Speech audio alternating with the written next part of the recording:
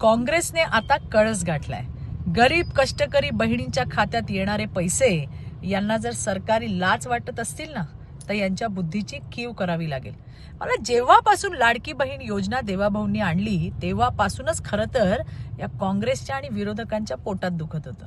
लाडक्या बहिणींनो, जेव्हा ही लाडकी बहीण योजना आली ना, तेव्हा हेच काँग्रेसवाले आणि विरोधक योजना रद्द करा म्हणून कोर्टात गेलेले. आणि यांनी आतापर्यंत काय दिलं हो लाडक्या बहिणींना? अहो, सत्ता असताना महिलांना ना सुरक्षा ना सन्मान यांना देता आला. गाव असो की शहरातल्या वाड्या वस्तीत राहणाऱ्या बहिणींसाठी अहो साधे संडास यांना बांधून देता आले नाही. आणि आज लाडक्या बहिणींना मिळणारा सन्मान यांना बोचतोय. निवडणूक लागली म्हणून लाडक्या बहिणींचा हप्ता थांबवायचा म्हणजे थेट बहिणींच्या पोटावर लात मारायचा काँग्रेसचा डाव आहे. ज्यांनी आयुष्यभर महिलांना फसवलं त्यांची आज बहिणीच्या सन्मानाची भाषा करायची केविलवाणी धडपड सुरू आहे. महाराष्ट्राच्या बहिणी काँग्रेसचा हा घाणेरडा खेळ आणि त्यांची नियत चांगलीच ओळखतात.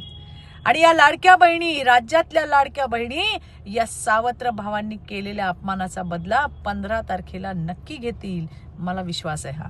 धन्यवाद. जय हिंद, जय महाराष्ट्र.